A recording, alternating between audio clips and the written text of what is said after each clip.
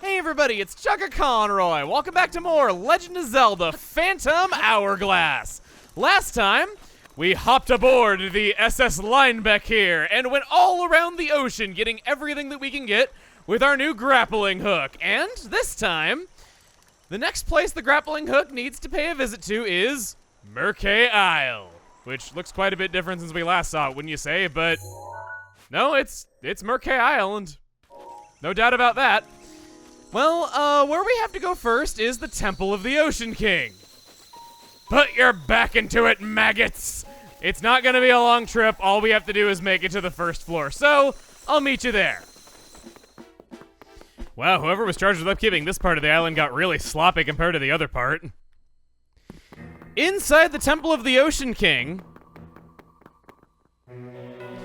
Not to worry, it isn't one of those full visit dealios that has us retreading more than about 5 feet of the same ground, for you see, the treasure we seek is only on the first basement floor, something that's been taunting away at us for much, much too long.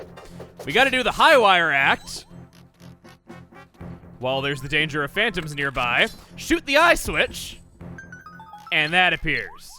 It's timed. I'd also like to take this opportunity to show... Come on, Fanty. Come on, Fanty.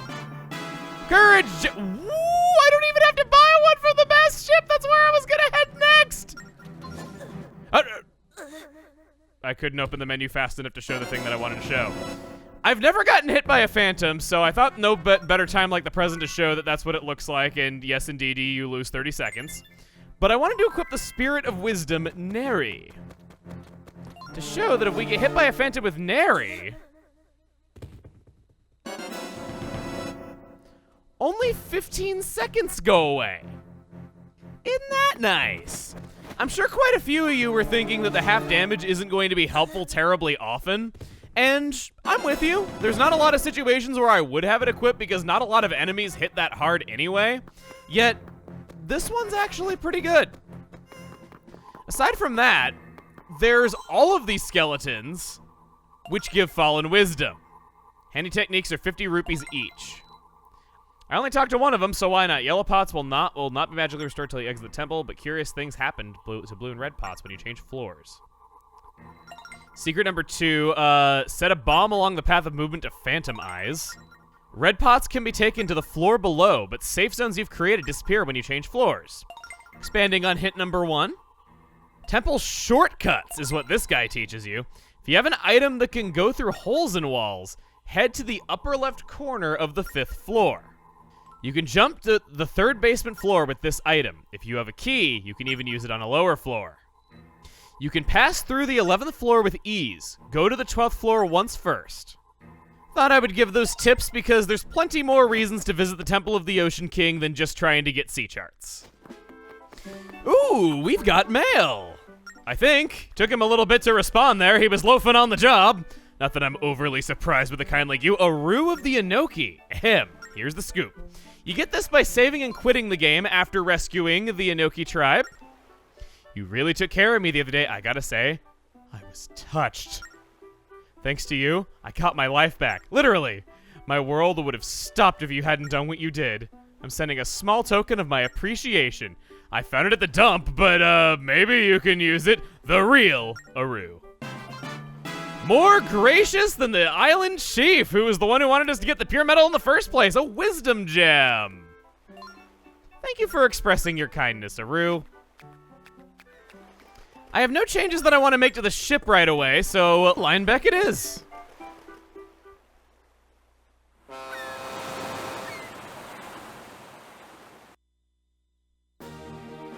There's a lot of treasure all over the world, thanks to all those treasure maps that the pegs were hiding among their secret society that we are now a part of. First off, over to the mast ship. Oh, welcome. I've remodeled. Welcome to our grand opening sale. Take a look around. I didn't lie. I closed and redid the interior and the shop is reborn. First ship part of the day, a tourist prow. We don't have that, but we also don't have any other ship part in that series, meaning no bonuses. The other one is a shell apartment. I prefer to save my money. I was coming here to get the courage gem, but then we just got one anyway. I think I will grab it just so it's done. We have way more than enough money right now, and I have to get it eventually. Thank you for that, total stranger. You are a very good shopkeep. A lot better than someone else I know. This is the special potion I've been teasing whenever I've picked up big red rupee chests, because many of them, if your bottles are not full, will contain a yellow potion instead. This restores all hearts and is the ultimate potion, unless, of course, the purple potion's ability to auto-restore when dying is counted. This can only be purchased at the mass ship after purchasing the courage gem. Another reason why I wanted to get that out of the way now, even though I didn't technically need it, because we were long, long overdue for talking about that. If ship parts haven't changed, I don't... No! I didn't mean to buy that. I was trying to click quit and my thumb slipped. Well, I'm the new proud owner of an apartment. That'll be a fun story to explain to Tetro when this whole ordeal is over. Off to treasure spot number 1. Rockin' to and fro, totally safe, not gonna drop the treasure at all.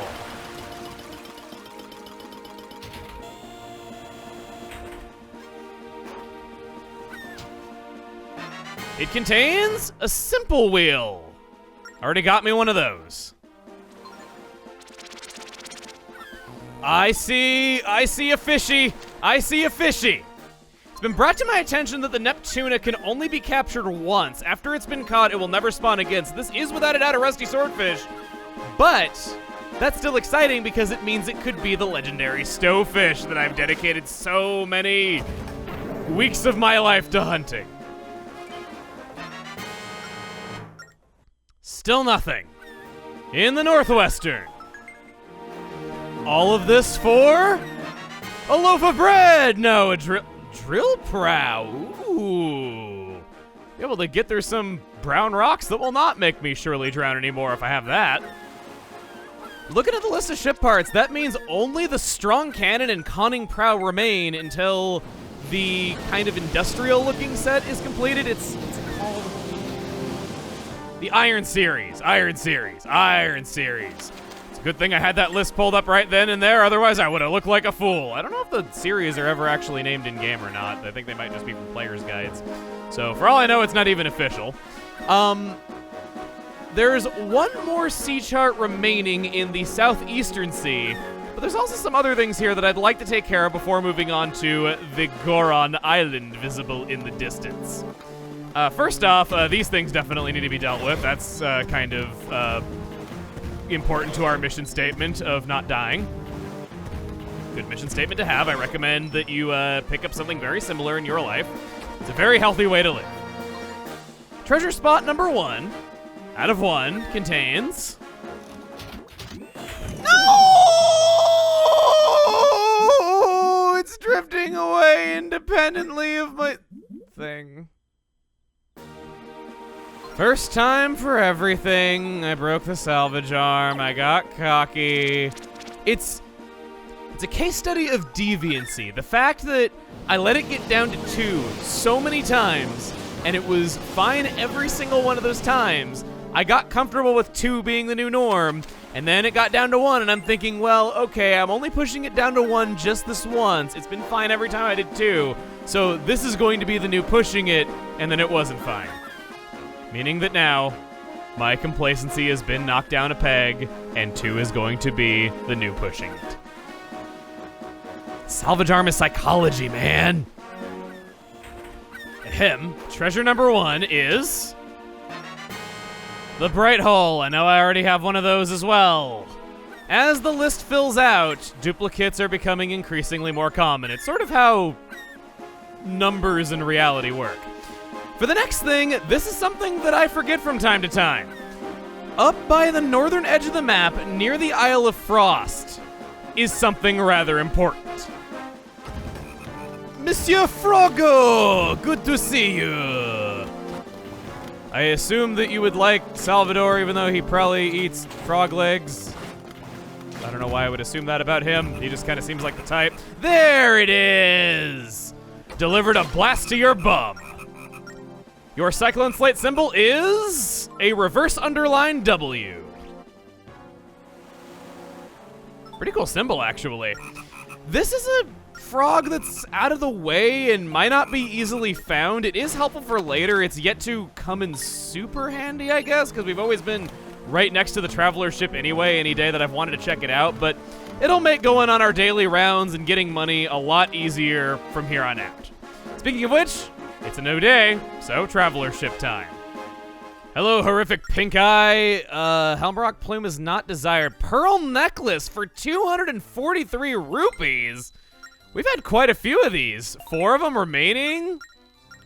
If you wanted to know why I wasn't worried about money, that's why I wasn't worried about money. Those are all of the errands in this part of the sea. So next, back to where we started. Why did I wait to come get your powers unlocked when I did the other 2 right away? As revenge for all the times you made me sit through you re-explaining things I already knew. Ciela, the time has come to realize your 3rd power. You've come a long way since re-explaining things we've already heard and opening doors. With this many gems, the Spirit of Courage's power will be awakened. Come forth, Spirit of Courage. Using the gems that Link has collected, you must now recall the true extent of your spirit power.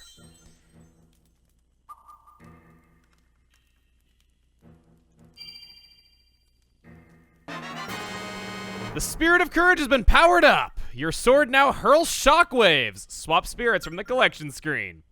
May the divine protection of the spirits be with you everywhere you venture. Ciela's ability is exactly what it sounds like. We don't need full health. We don't need a fierce deity's mask. We just have sword beams naturally and can cut through grass as far as the eye can see in a straight line. I think this does roughly the damage of the normal sword. You miss out on the double damage of the fire sword by not having the Spirit of Power, of course. But this is so nice that I could see people preferring this over the double damage just out of never having to get close to enemies. Ranged attacks are definitely the name of the game in Phantom Hourglass, where there's so many good ones, and this might just be the most effective one at all, as it doesn't consume anything and it can be whipped out like it's nothing. We're definitely feeling a lot more powerful. And how poetic is it that Ciela's ability is repeating all of our sword slashes at a later time? I give her a lot of crap though, but I don't know, her repeating things is a little bit charming. I make fun of it certainly, but it's not to say that I don't enjoy it at least a little bit.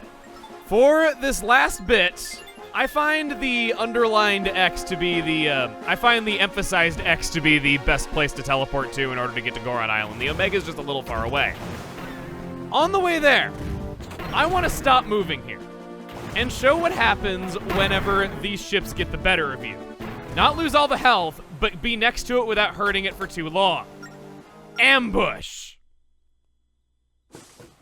This is something that's easily gone the entire game without seeing. Listen up, Link, we've been boarded. Exterminate these pests. That's a direct order from the captain. Turn them into bits of kelp. Ha! The ones aboard the ship this entire time that have been such annoying enemies have been mere mini blins. And they go down that easily. Ha! Did they actually think they had hope against us? Ridiculous. Say, Link, here's a prize for you. Hang on to it.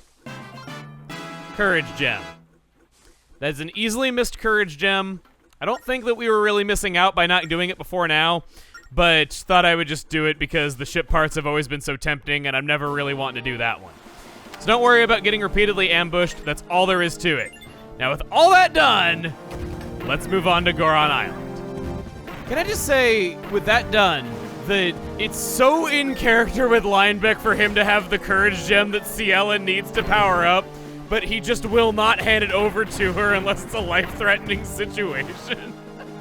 It's great. He will not help you under any other circumstance, even though he's had it in his pocket this whole time.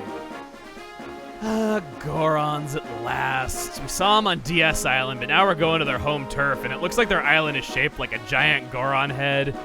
Gorons are a weird mixture of masculinity and cuteness. I think that they're a case where you can be a big, muscular, tough guy and still be adorable. Wow, what in the world is this?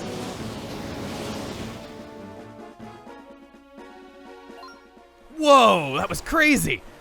Who did that Cyclone think it was anyway? The engine is soaked, we're stuck. Hang on. Does something feel odd to you? Ah, look, kid. The coolest looking thing in this entire game! Fight me! Oh, right, he is going to be fighting us. Meet Steve Jobs' ultimate creation, the Eyefish. You are a sitting duck during this fight and just simply have to deal with it going around.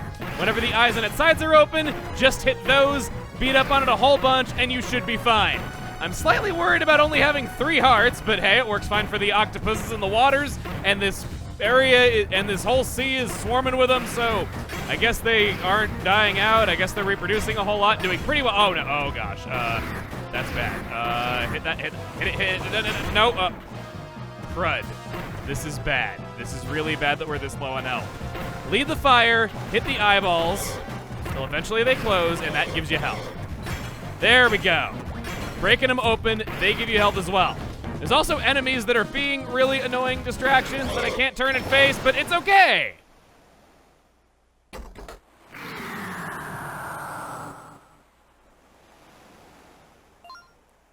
Wow, how did we do that? We sent it to the bottom of the sea, Link. And hey, the engine's had a chance to dry out. So set our course, let's go. It's a good thing an engine only takes a few seconds to dry out. That is such a cool looking enemy. I wish it had a more major role. I wish it was important to the story. I wish it was anything more than it was, because there's never been a cooler monster design than that one. We've made it, and it looks like it's a pretty big place too.